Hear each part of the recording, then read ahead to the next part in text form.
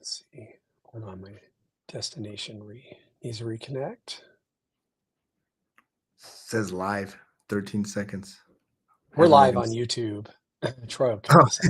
The YouTube video, What's up, YouTube? Welcome to the conversation today. Let's see if this gets connected. All right, hold on one sec. What's up, YouTube?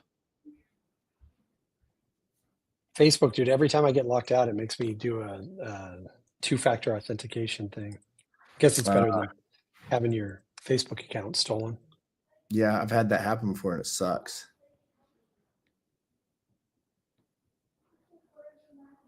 Trust this device. All right, we should be good.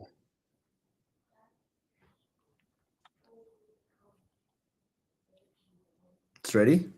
All right, there we go. Welcome, everybody. Coming to you live from Las Vegas and the great, it's funny, Salt Lake, or where are you at, Ogden?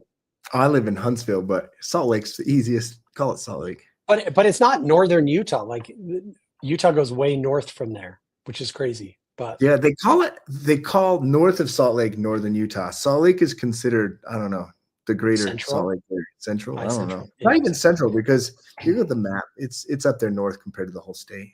Anyways, yeah. I'm in Utah, everybody. Yeah, we digress. All right, so Colton and I wanted to hop on. We were kind of going back and forth via text, just what our goals are, what we're trying to build. We've both been with the company now 4 years. Well, we'll be 4 years in June. You were what, like January 4 years of 21? Yeah. January 21. So it's tough because what I found, Colton, and I don't know about you, but it's hard to talk about real in the middle. It's like I can either go macro or I could go micro, but to go average is hard. And so today we're just going to talk about what it would take to build a 10,000 person network at a company like Real, which that's massive, right? And it's also, there are people we can talk to about that. And then there's people where it's like, hey, how do you get your first agent to join you in a sponsorship company? Yeah. But it's that middle part that I think sucks, which is not sucks, but it's just hard how to get 400 people. It's like, it's almost easier to say, go build something with thousands or go get one. Yeah. The middle is the tough part, because if you look at our world, there's a bunch of people with 1 to 2 people in their network. And then there's a bunch of people with like 500 people. And then there's some people with thousands. Rarely do we see people who are at 20 or 30. Have you noticed that? Yeah, I have a few people that are like 30, but they were all people that brought like their team or their brokerage over. Right. So they kind of started there, but didn't really grow from there. But it's like, I'll give you an example. Like, he's a really cool growth ambassador, Sean Hedich. He brought his broker over maybe 2 years ago in Louisiana, 50 something agents, 50 or 60 agents. And now he's over, I think, 300 in his network. He's really taken off with it, but he's focused on it is a business. And that's, I think, what separates those that are taking it serious and those that aren't, or at least they're getting results or not, right? Like, because it's like Grandpa Pete says, you can want in one hand and poop in the other and see what happens first, right? But those that are making it happen is they're treating it like a business. So I want to get into what you've seen that people have done. I guess first, though, I don't even know that I know this. Give me the origin story of Colton Lindsay and Real. So I had an independent brokerage and I was just fed up with it. I was fed up. Like you owned a brokerage. Yeah, I owned 50%. Okay. Well, I owned 49% to be clear. And I just didn't see a path to a lot of money with that brokerage. I'm talking like, in my mind, and this sounds big for some people, but for me, it's like, I want to do it. I want to make $10 million a year. I want to find a path to that. And I didn't have a path to that in a traditional brokerage for me. Right. Yeah. And so I sold that out. But I did see a path with the training company. I had my academy. I saw a path to that. And so that's what I was going to focus on. And so I'd exited in like roughly August, September 2020 from that. And I just had my own brokerage just for me and my team so I could focus on it. I parted ways with that. In October 2020, someone had set me up a phone call with Peter and Aaron Noble. And they had said the company's 1,000 agents, whatever, one of these many states. I'm like, dude, this sounds really interesting. So that's when we had kind of combined with some forces and launched Utah. And I think when Utah, I had about 40 people that I launched with in Utah, just in my network. That's where then I started right away. I made a list of like, okay, who would be 20 people that would be freaking incredible to do this with? And Spring's name was on that. So that's when I started a little bit after that, conversations with Spring. That's where I ended up meeting you. And then right after that, Matt Curcio, just kind of went after that for me. Yeah. And you're at, where are you at right now? Like what's the size of your network? 3,700 people. So you and I have a lot of conversations with people that from the outside look at a company like Real and say like, dude, I'm going to crush it. And I'm going to do this and I'm going to do this and I'm going to do this. And then sometimes it happens. And I would say actually more often than not, it doesn't happen. And like we brought on a big group in Texas, Spyglass Real Estate, and I was on a call with them yesterday, and they're just getting their, they transition like mid-January, early February, and now, so they're kind of like, all right, well, we need to start looking at attraction. And they were like, how do we teach it to our people? And I've gotten to this point now to where I was like, well, here's the good news. You don't really have to teach.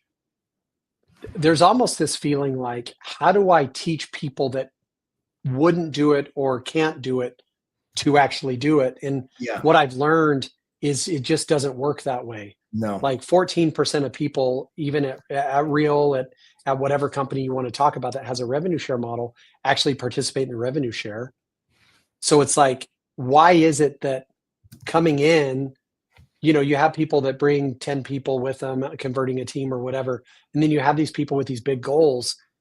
Why do some people achieve their goals with agent attraction and some people get discouraged? I mean, I've seen people come to the company and get really discouraged after 2 months and leave and go somewhere else. And then I've had people come in and go, like Amy Ungren, started with 15 people and she now has a 2,300 person network. I think it's success is either people are thirsty for it or they're not, first of all. And I think there's a little bit of an illusion with rev share in the sense of, okay, once you get $100,000 a month, the belief is things are just going to be super kosher and easy, which I will say my life is significantly easier today, right? But the road from 0 to 100,000 a month in revenue share is not easy, not just because of the market or the industry, but just life in general, right? Like a really good example is my executive assistant. But 2 years ago, her husband got throat cancer and he passed away in January. So for like 2 years, like watching that person in our life disappear, that makes it very difficult, right? And like I know Amy's lost family members in the past. Yeah. Whatever the thing is, my point is, those that are really going to make it happen are just straight up the most resilient people I freaking know. And they're willing to move through the challenges that are presented through them in life, understanding they have to begin to pivot and take some attention away from the traditional sales that they're used to and that they rely on. Unfortunately, I think real estate sales becomes a safety net for so many people because they can count on it for money. And so they can go get another listing, then go get another buyer. But what they don't see is if they're working with that buyer and they got to go show 15 homes and then they got to do, hours and hours of work, that steals from the attention to be able to grow on this. Like I guarantee there's probably nights that you've literally laid awake like, fuck, did I make the right decision here? At least I know I have. Right. Yeah, it's weird because Taylor and I, obviously, you brought Real to the table. You're my sponsor at the company. We came over kind of at the same time as Spring, and our goals weren't, I mean, I don't know, maybe you remember some initial conversations, but there was never like let's get thousands of people in our network. Like when we joined the company, there was 2,000 people, period. And I think we would wax poetic about like, dude, someday there's going to be 10,000 people at Real. And maybe I just don't have as much foresight as I should, or I don't think as big as I could. But for me, it was like Taylor and I brought 80 people with us.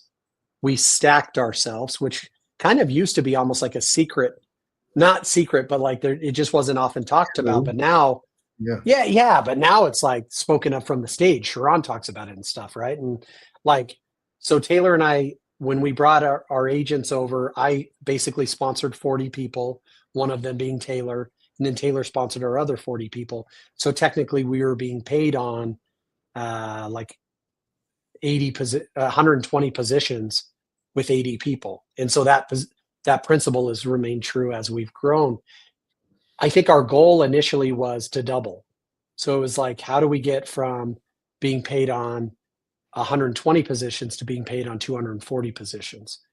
And at the end of the first year, from June of 21 to June of 22, I think at the end of that year, we were being paid on like 1,400 positions or something. I think I had 800 people in my network, and Taylor had, or no, I might have had 600 and Taylor had like 400, but we were being paid twice on 400 of the people or whatever it was.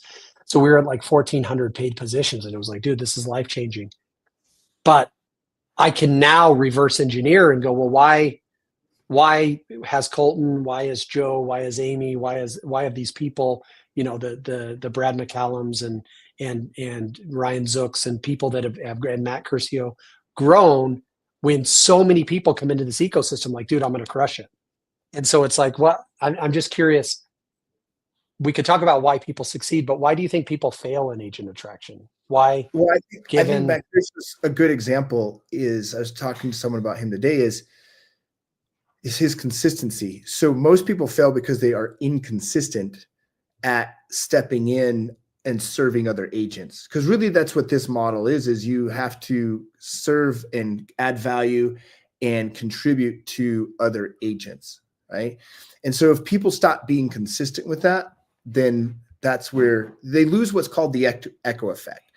Example is you do an event, and you're not going to have no one's going to go do an event and then just sign up. I know for sure I'm going to close 20 people at this event to join. Like you can't really measure it like that. But what happens is you do an event, you do another thing, and then 3 months later, like after the thing, someone shows up in your DMs or a text message or a call, and they're like, oh, I was at such and such thing with you that you were doing, right? And so the consistency of the input of value add into the marketplace for real estate agents is what makes or breaks, in my opinion, why someone is successful. Now, you take Amy Youngren, she's very consistent at making sure that she adds value to a real estate community. You look at you're very consistent. Matt Curcio, consistent. Clayton Gitt, consistent. Brad McCallum, consistent. It all boils into how consistent someone is.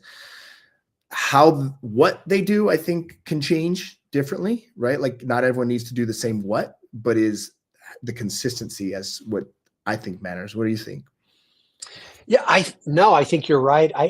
So I kind of boiled it down when I reverse engineer Taylor and I's success, if you'd call it that, in attraction. It's very simply been, we spent a decade our success largely comes back to the curator, the two places, Curator and Brett Tanner. So when you look at the Curator community with Chris Smith and Jimmy Mackin, we had friends that we were building relationships of trust and competency with no monetization plan. Like we were just like, Amy was just a collaboration partner of ours that we would bounce ideas off of each other. And there wasn't a coaching plan that tied us together. Like I wasn't paying her, she wasn't paying me. Anthony Malafronte the same, Jordan Rossman the same. Like I can look at these people I knew from the Curator world that I think trusted me, and that they knew that my intentions were relatively pure most of the time, and they knew I was competent, that they knew I did good business. And then when I look at the Brett Tanner ecosystem, this is where like Christy Majors and Darren Zuber and Darren Wade and Matt Ingram and Raquel Quinnett and like these people that we were just going to Brett's coaching events year after year and just kind of getting to know each other, and we'd catch up and see each other. And so it was almost like a slow burn growth to some degree, that like I look at Raquel Quinnett, and she and I sat at the same table like three events in a row at Brett's deal. We just ended up sitting near each other. And like we came to Real in June, and the first Brett event was like October. She was like, oh, hey, I heard you went to Real. Like, hope it works out. Let me know how it goes.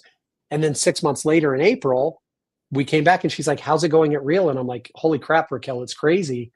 We started with 80 agents and we now are, being paid on 1,000 positions or whatever. And she was like, that is nuts. So then 6 months later, it's like, well, how's it going? And it's like, we're up to 1,800 people in our network or whatever it was. And so that led to that. And so I think she'll tell you I was very consistent with her though. Like I would always seek her out and like, hey, I wanted to provide you an update. And like she was genuinely happy for it. But I look at the two things that I think matter the most are, is there a group of people that trust Colton Lindsay, that his intentions are pure, he's not going to snake oil sales them? And number two, are there a group of people that know he's a competent business person? Because like there's people in my world that I won't name them, but like there's one guy at Real I know specifically that was at Real, super spammy about it, left and went to LPT. That didn't work out. Came back to Real and tried a mortgage, revenue share company, and like just bounces all over the place. If that dude called me and said, hey man, I've got this, thing I want to talk to you about, I just, no offense to him, but I don't trust and I don't believe his competency. Like I'm like, you bounce around like crazy. You're not really succeeding at anything that you're sticking to. Where like Ryan Zook, for example, if he called me and was like, hey man, I'm working on this tech solution that's doing some leads and whatever.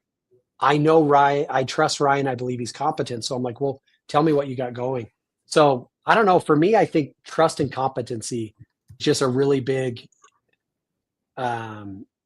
currency when it comes to. I think you did a YouTube video that I watched that is something about like the first step is like establishing credibility, and 100%. That I think that's a key factor of what creates credibility is someone that is resilient to keep going even when the plan doesn't go as planned. And I think you look at your career as a person, you've had many plans that didn't go as planned, but you didn't stop. And I think once someone's plan gets kind of messed up in this side of the things, it's easy to just say, oh, well, that doesn't work. But the truth is it does work. Especially when things fall apart, right? Like we had, it's no secret in the industry, Spring left 3 months ago. She was my 100% like partner in building our Real world together. And I would say in the last 3 months, it's forced us to build, like with Amy and I, and you've been involved, to just build stronger relationships with people and to show up for them on a different level. And like, it's one thing to build on positive momentum, because to be honest, for us, this with Real, I mean, it's been nothing but growth so far. And I think we're going to continue to have pretty much nothing but growth for a few years. But at some point, we're going to hit a point of churn where, after 80,000 agents, it's hard to have explosive growth after 80,000. It becomes like almost a churn business model. But to your point, the last 3 months have been really awesome for us because we've had to rethink what it means to support people. Yeah. We've had to rethink how to support people that have trusted us with sponsorship. Tamir got up in our growth ambassador meeting and said, as much as sponsorship at Real is an opportunity, it's even more a responsibility. And so like Spring leaving forced us to pick up the phone and just start calling people. Like, are you okay? Like, can we talk through this? And how can we support you in a bigger way? And so it's almost like seeing what people do in times of success can help us build credibility. But I honestly think, not to like pat myself on the back, but I would think if I went to the people in my world and said, how do you feel about my support of you? A lot of them would say, I've seen a big uptick in the last 3 months. And that came out of necessity of crisis. Well, I think the overall industry has been in crisis for a few years now, but extreme crisis since 2003 when the rates went up. And everyone feels some pressure at some level. I don't care if you are producing with a big revenue share or not. like you feel pressure with the change of how things are going on. There's always triggers. There's always triggers of crises. And I think there's real 8 major ones in business. But when a crisis gets triggered, are you going to use it as an opportunity to innovate and reinvent? Like, oh, wait, where am I not looking at things here that I can show up differently, or that I can change my model, or what is this really about? Like, I think that spring leaving forced you and a lot of us, I think more you, I, and Amy than anyone, to really sit back and reevaluate, okay, well, what is it that we're really building here? And how do I need to show up for it? And what do I need to adjust with showing up for it? And I think it made us sit back, all of us, and say, okay, well, where is my outcome that I really want to go create? And I think it's allowed me to say, okay, when we started the road to 10,000, I texted this, like, I'm on the road to 10,000. Like, I'm going to put 10,000 in my network. When I first joined Real, I didn't come in with that vision. Like, honestly, I was just like, oh, I think this syncs really well with where this is at my phase of my career and what I'm working on. And I really would like that. Now it's like, wait a second, I see a path to it. I see momentum. I don't think there's another company next to Real that's got the momentum and the capability. I think that's huge too, because there's some other companies that have momentum, but mix it with capability with what we're doing on the tech side and the financial tech. It really gets me stoked for taking it that direction and being a part of it. So what does it look like for you in order for you to get to build a network family of 10,000 agents? You'd have to basically triple in size. How do you do that? How does that happen? Well, I think if you look at what the growth of Real really exploded with when Sharon was here, is he really helped create a bigger audience for Real. I think one, it requires building an audience. And if you look at how an audience is built, there's 3 ways. You can buy an audience through like paid ads. You can build an audience through organic, or you can share an audience with collaboration like this. So this is a version of building audience because I'm sharing with you and your audience. Right. But I think the most important piece right now that a person has to do, for me, that I'm viewing, is build an audience. I think you have to be a figure of authority and have some level of influence, so more people can see your credibility, can say, hey, I like this guy's style, I like this gal's style, what they're saying makes sense. I'm curious to get into contact with this person and see what they're working on in their world.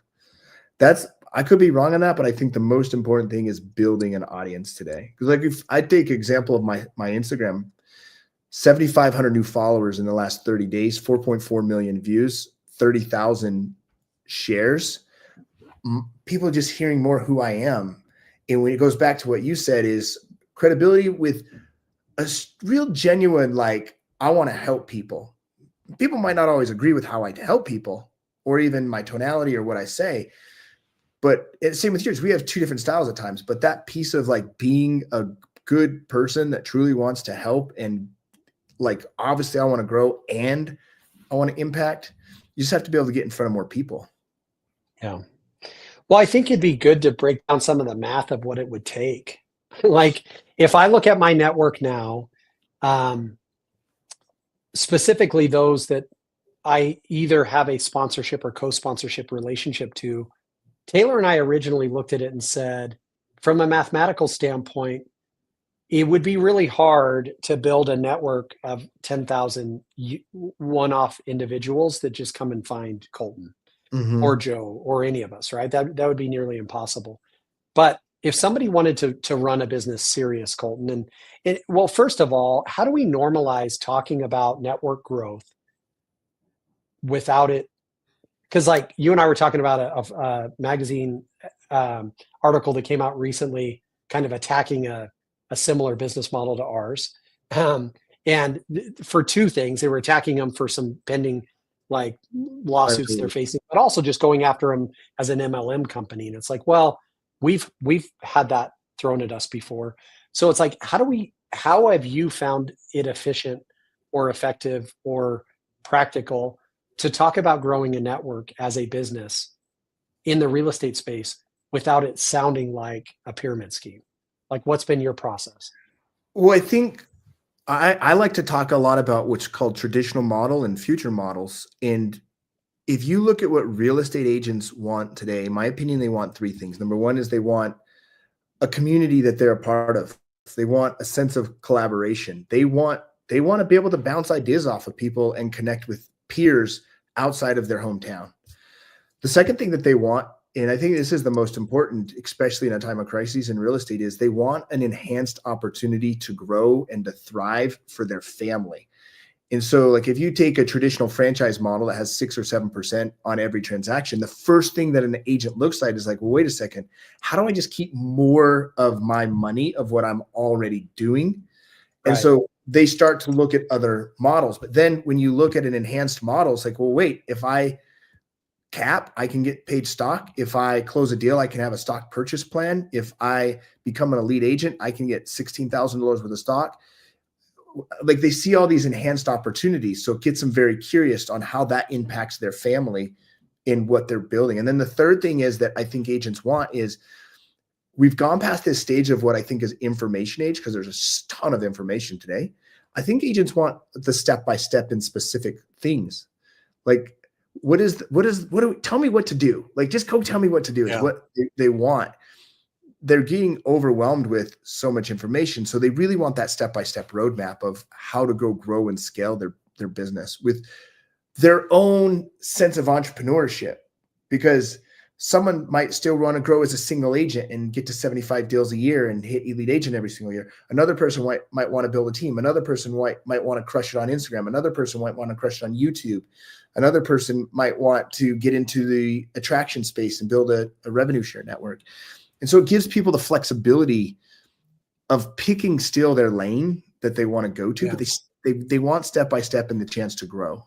Like, you wouldn't be doing this if you didn't have a chance to grow for your family. Oh, not at all. 100%. It's been an interesting process for me to think of revenue share as a business. Like, if you asked Taylor and I in 2021 why we were joining Real, we would tell you it was for the stock options. We wanted to be a part of a company that we owned our brokerage. So we had technically 100% of the stock of our little local indie brokerage, but we just believed over time we could acquire shares of stock that would be worth more than the cash offer we had for the company. So, like, we had somebody offer us $2.4 million for our brokerage. They wanted us to buy 51% of it, and then we'd have an earnout and stuff like that. So we kind of looked at a $1.2 million offer and said, well, is there a world in which we can acquire stock in the company worth more than 1.2 million? The answer is yes, for sure. Yeah. I mean, if you looked at Taylor and I's stock holdings now in Real, based on agent acquisition, elite status, and cultural, and the stock purchase plan, I think we probably each hold at today's stock valuation, we probably each hold $800,000 worth of stock. So our total stock valuation now exceeds the purchase offer we got for our brokerage. So we probably hold about 1.6 million in stock, and we were offered 1.32 million for 51% of our brokerage. So then the revenue share as a business was something we had to mature into, because that was not our original plan. And so we've had to normalize, though, talking about, without embarrassment or reservation, talking about growing our network as a business and treating it like a business, because there's almost like and I think the stigma maybe is going away a little bit, but there's almost been a stigma of, like, can you be a producer and a revenue share generator? And, like, the answer is 100% yes. Our team from June of 24, since June of 24, I can pull up the numbers. Our team has closed, let me just pop up the app. So it's now April. Since June of 24, our team has closed 505 transactions. So we're going to end probably somewhere close to 600 transactions in 12 months. So, like, we are very actively producing, and, we're going to make high well, we're going to make 7 figures in revenue share in that same 12-month period. And so it's like, we didn't have to choose one or the other, but we've had to normalize talking about revenue share as a business, because it's almost like people, I know my viewpoint on companies like ours before coming over here was, well, why don't you just go close more deals? But to your point, as an entrepreneur, like, I got to the point to where if I wanted to double my income, it couldn't come from doing twice as many transactions, because doing 600, I mean, we weren't going to go do 1,200 transactions. And then what if we wanted to grow again? We'd have to do 2,400 transactions. Like, we're talking crazy numbers. I think normalizing a conversation of business and being a business owner. And there's 3 things that grow business. One is just closing more transactions of something, right? You just have to close more deals. 2 is a higher transaction volume, right? You hear a lot of realtors say, well, if I can push up my value per transaction, like from 500K per deal to 750, I make a bigger commission, right? But the third, which is the most overlooked in real estate and not easy to do, is repurchase, or working with the same client over and over again. I know people say on average move every 5 to 7 years, but that's not true. If you look at the facts, on average in the US, a person lives in a home for 13 years. Each state's different. My state, Utah, Joe, on average stays in a place for 21 years. So if I got to wait 20 years for my next repurchase from a person, it takes forever. Whereas if I want to grow as a business person, I want to find a place in real estate that my repurchase is way more often. And I can do that by basically changing who my consumer is to making realtor my consumer. You know what I'm saying? And so when you look at that, now all of a sudden the repurchase rate for us is monthly. It becomes at the very least yearly as someone resets on their cap. No, I mean, that's a great point. So what we're talking about is multi-point monetization of a relationship. So like, if you're a team leader right now at Keller Williams, Century 21, wherever, you probably have a single line of revenue from the agents that you lead, which is they close a deal, you get a split. So then when you start adding in additional ways to monetize that relationship, you look at title JVs, you look at mortgage JVs, you look at home warranty JVs, right? And so there becomes additional monetization. What Colton and I do is I think I'm currently have like 3,300 people in my network. Taylor's at like 2,900 people. So our 120 pay points that we started with now are like 6,200 pay points, with probably 4,500 unique real estate professionals. And so a small portion of those are agents on our team that when those agents on our team close a deal, we get a commission split. A bigger portion is agents in our office that we have a title JV with Real Title. And so we do everything we can to get deals in our office sent to Real Title, which is a monetization point. We don't really have a good mortgage JV or insurance or any of that. The most profitable business we run by miles is our revenue share network, because it's profit without expense.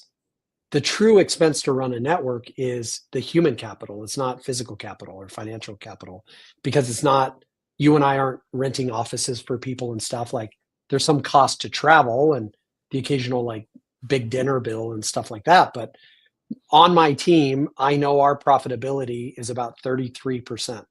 Is not even our profitability, our gross profit. Our net profit is much less than that. On our revenue share, our profitability is like 95%. Mm-hmm.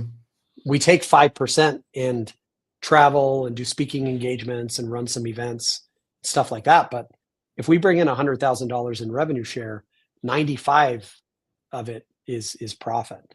And so I've had to become comfortable with those numbers to normalize it, so that when somebody says, oh, I know of companies like yours, we're more focused on production. And I'm like, I love that. That's amazing. What does production look like for you? They're like, well, my team will do 150 units. And I'm like, that's amazing. What if I told you my team's going to do 600 units and Taylor and I are going to make $2 million this year in revenue share? It's like, I didn't have to pick between production and revenue share network building. And so let's we got a few minutes left, Colton. Let's talk about the math of what it's going to take for you to do it. So it can't be 10,000 people find Colton and name him as sponsor. So when you look at your world, you look at Joe Herrera, you look at Matt Curcio, you look at Brian Casella, you look at Amy Youngren, you look at Christy Majors, right? And you start looking at the builders in your world, and you having a personal relationship with 10,000 people is not logical, but you having a relationship with 100 people who have a relationship with 100 people Yep. starts to get Very logical. possible. Yes. Yeah. And is that the math of how it's got to be built out with you? For sure. Like if you look at how my biggest growth has happened is being in a relationship with someone that wanted to treat this like an opportunity, and then they wanted to go build, and then I can help them by teaching them with what I've done, or just supporting them, collaboration, like getting on meetings with them on certain things. Like I would say a lot of my time now ends up being spent in a support meeting versus like my own introductory meeting. But like I've got one we're working on right now. It's 55 people. I really think they're going to be able to take off and go to a few hundred. So you have to at some level get builders involved to go on a bigger scale. You're never going to get 10,000 people on your own. It requires a community for sure. And I would say with the market being challenged the last couple of years, your numbers might be different, but I feel like maybe only 60% of my tier ones are even considered productive agents just because the market has challenged. I don't know, that number might be I think off. mine's worse than that. When I look at my It's 63, mine is 63%. Yeah, my network family. So I've got 53 people on my tier one, 27 of them are active, which is what, like 55%? Yeah. So it's just 52% maybe. It's understanding the numbers, and this won't be like this forever. I think give another 12 to 24 months.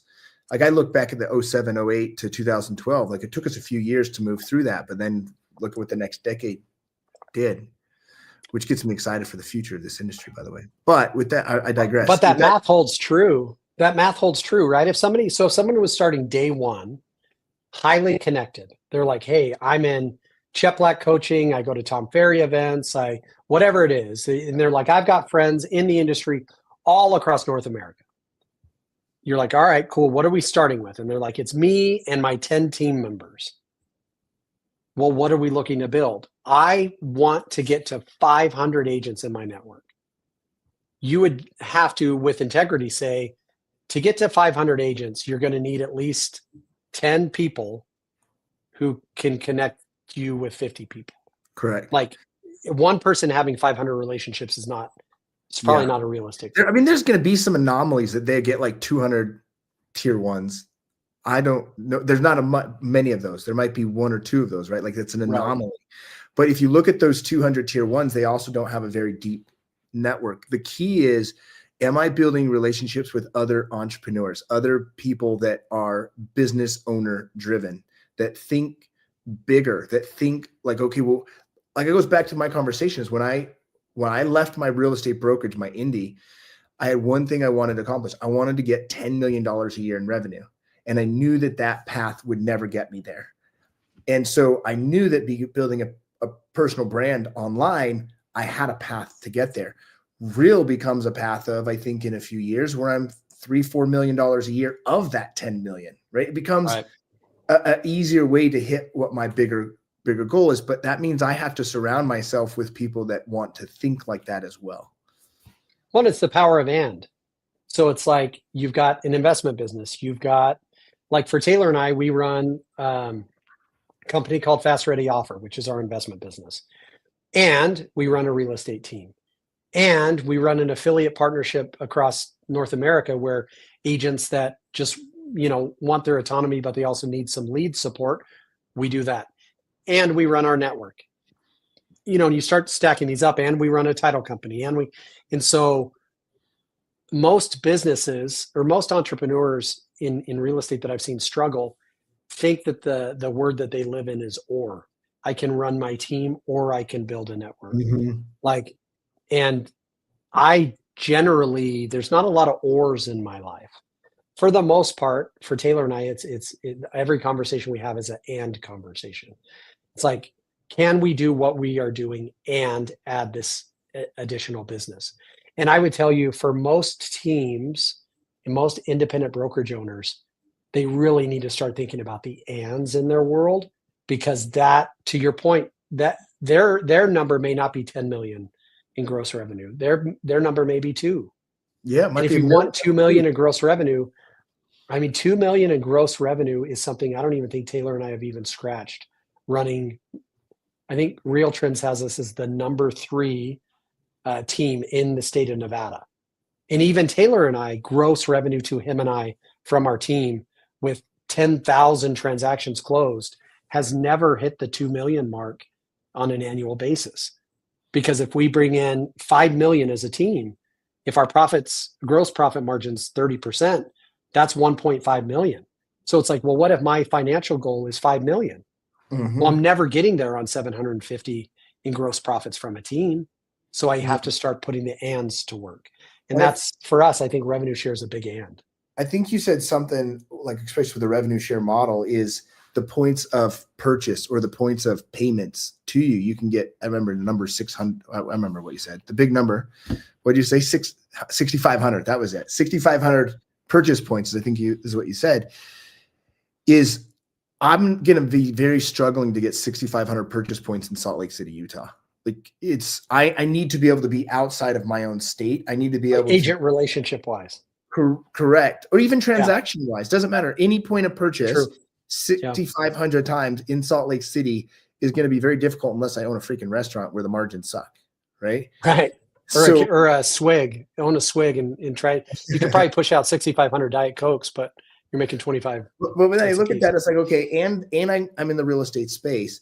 How do I get to 6,500 points of purchase? Means I have to open my marketplace. And now all of a sudden, if I'm in 50 states in Canada, I can get the 13% of agents that are actually closing deals, because I'm not crazy enough to think that I'm going to reduce the failure rate in real estate. So I'm going to play the odds of who's in it. I think it's about getting your business in front of the transaction flow, because transactions are going to happen. You just got to get in front of more transactions. Well, and to your point, when I look at pending revenue share for the last 38 days, 39 days, there were 31 days in March, 39 days, I have 1,819 contributions, meaning I've got deposited into my revenue share account in North Carolina, $226, in Florida, $17. So that's more than a Diet Coke, but not by much. But like these pay points, there was one in Ontario, Canada for $7.52. Yeah. And so it's like, if I'm obsessed with pay points, I remember one of my kids was dating somebody whose family is just very traditional thought and security in like a government-based like educational position. And there was concerns that like, well, if this child goes into business with their dad, Joe, like that's a risky business because Joe doesn't have the security of like a government job. And I'm like, and so when that was brought to me, I was like, well, first of all, Joe has built a world in which he generally makes more money than said government job every 2 weeks. And Joe, in this one business he has, well, I'm speaking to myself in third person. In this one business I have, I've been paid 1,800 times in the last 38 days. So I could have half of the people in my world stop working and I would still be paid 900 times. Mm-hmm. Well, what if 90% of my people stop working? It won't be the most profitable month in the world, but I would still be paid 180 times. That's so much better than being paid one time. On secure government job, this hasn't been so secure the last few months, have they, with the Doge? Yeah, exactly. All right. So Colton, how do people get in touch with you? I mean, I think we provided some value here. We're going to toss this recording out there. How do people follow you, and what are some things that if people want a little bit more Colton in their life, they should do? Instagram.com/the THEWGR. Just go on Instagram. And let's talk about your Instagram strategy here for a sec. You don't mind mixing it up. Like, you don't mind putting some controversy out there and letting people kind of battle it out in the comments. You're seeing a lot of success with that. I mean, there probably are times where you poke the bear on purpose, right? I mean, you just like that article, that green screen I posted today on the EXP Fortune magazine one. Like, I knew that was going to have traction simply because here's what marketing is. I boiled it down to this. It's entering the conversation that people are already having in their heads. And Fortune magazine's a big magazine, and to have that article, people are talking about it. You know what I'm saying? Yeah. So I try to find ways that I post that I'm finding ways I can enter the conversation that my avatar or right fit agents are having or talking about. And I just want to enter the conversation with them. Yeah. So that's my biggest strategy behind social media. I've stopped trying to start the conversation on what I think people should be talking about, because what I think people should be talking about, no one wants to talk about, if I'm being honest, right? So if I found the conversation that they're talking about, then that's what really causes growth and traction. Well, and I think that kind of does come right back around to what we're talking about here, which is people do things for their own reasons, not yours. People pay attention to the things they want to pay attention to, not because you want them to pay attention to it. And so just like you're doing with social, where you're like, I already know people are thinking or talking about this, so I'm just going to put myself in the conversation. Guys, if you are in a world where you can build a network, you just have to realize that people are struggling. I can't say I've ever had a conversation in the thousands of conversations I've had about Real where like I've talked someone into Real out of nowhere. Nobody cares about my reasons. No. Like, any of my attraction conversations have always been like, tell me about you, tell me about your goals, tell me about your dreams, tell me about your struggles, tell me what you're trying to accomplish, and let me see how I can provide some value to help you. And yes. So whether we're stirring the pot a little bit on social or in our attraction conversations, just trying to help things grow, I think it's really important to keep in mind, like, your homeowners, even, they're going to move or not move because of their reasons, not yours. There's nothing you're going to share from Keeping Current Matters that's going to talk someone into selling their $900,000 house and buying a new home. And so the goal is, make sure that when conversations are happening about moving houses, you or your team are involved. Make sure that when the conversation happens about moving brokerages, you and your company is involved. Like, that's all it comes down to is how do you become that person that gets involved when people are thinking of making a move? Yeah. And get yourself in the conversation. Awesome. At the WGR on Instagram. Thanks, Colton. I always appreciate your time and insight, guys. I believe he'll hit 10,000. And part of the reason I believe he'll hit 10,000 is because I'm going to make it happen myself, because we're on that grind as well. Thanks, guys. All right. See you later.